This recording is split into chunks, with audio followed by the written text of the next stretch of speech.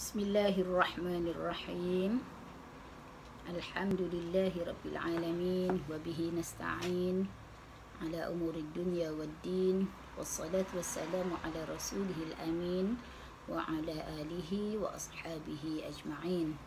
Rabbi shrah li sadri wa yassir li amri wa hlul 'uqdatan min lisani yafqahu qawli. Subhanaka la ilma lana illa ma 'allamtana innaka antal alimul hakim wa la haula wa la quwwata illa billahil aliyil azim.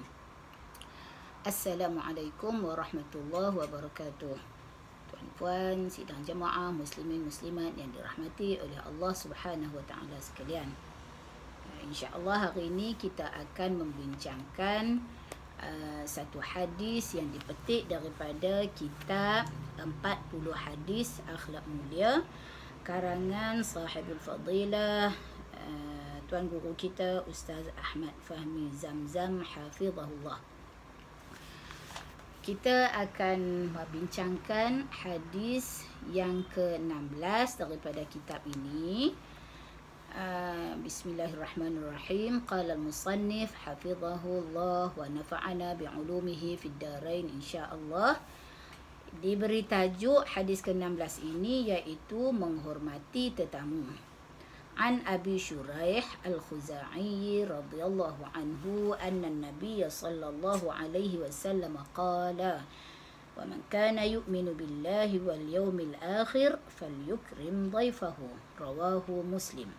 Artinya daripada Abu Shuraih Al-Khuza'i radhiyallahu anhu bahwasanya Nabi sallallahu alaihi wasallam bersabda, dan sesiapa yang beriman dengan Allah dan hari akhirat maka hendaklah ia memuliakan tetamunya. Hadis riwayat Muslim. Keterangan.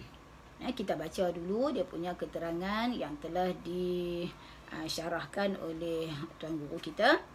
Menghormati tetamu adalah sesuatu perkara yang disepakati oleh masyarakat antarabangsa.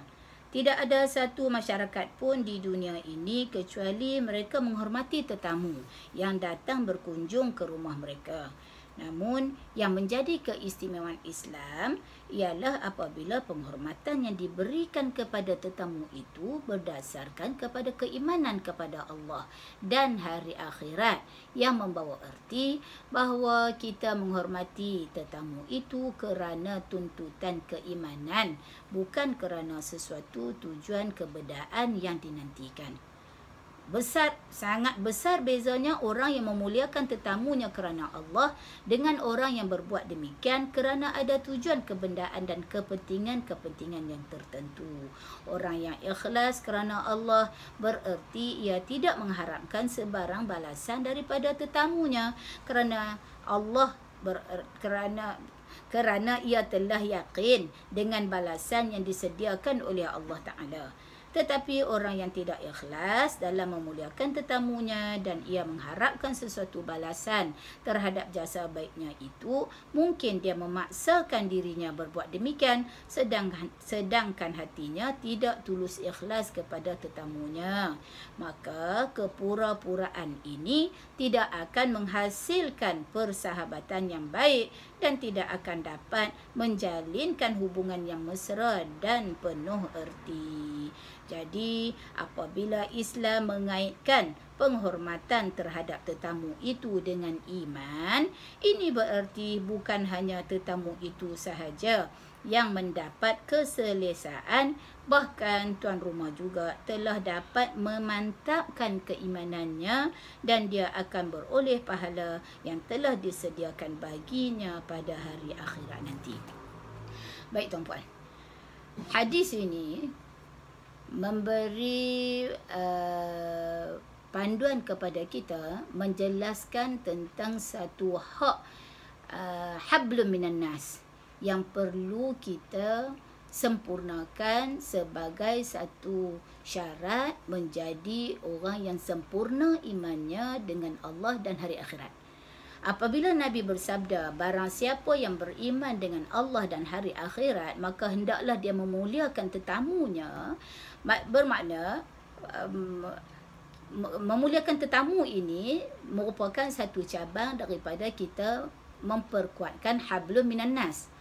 kita tahu tanggungjawab kita sebagai seorang mukmin, kita kena ada dua kekuatan. Kita kena ada hubungan kita, mantap hubungan kita dengan Allah melalui ibadat kita, dan kita kena tak boleh lari, tak dapat lari daripada memantapkan hubungan kita hablun minan nas.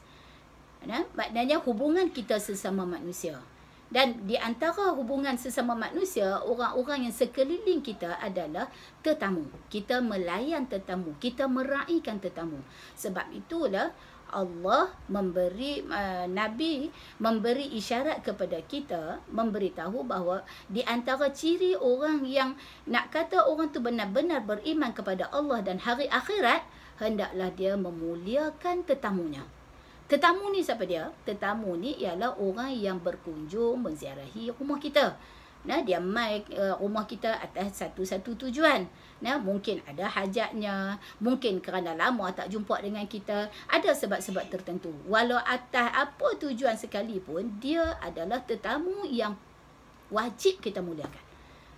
Apabila Nabi sebut orang siapa yang beriman dengan Allah dan Rasulnya, siapa yang beriman dengan Allah dan hari akhirat, Nabi bagi isyarat dua tu.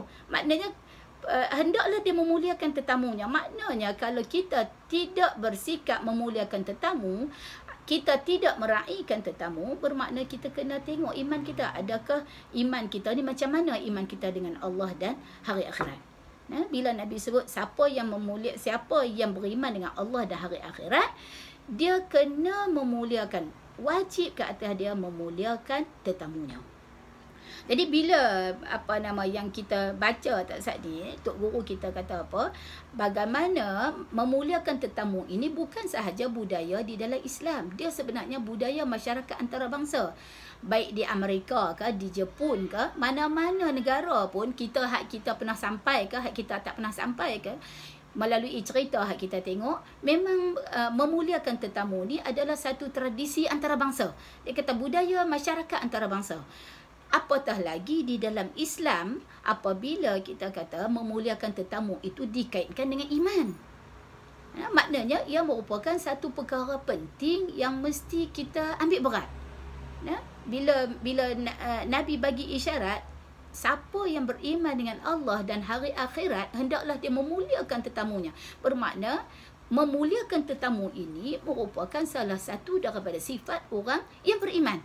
Kalau dia betul-betul dia mengaku dia beriman kepada Allah, dia beriman kepada hari akhirat, yang dia yakin di hari akhirat itulah tempat yang kekal abadi, yang dia akan menerima baik buruknya, balasannya yang untuk amalan, segala amalan yang dia lakukan di dunia ni, maka di antara cirinya ialah dia mesti memuliakan tetamunya.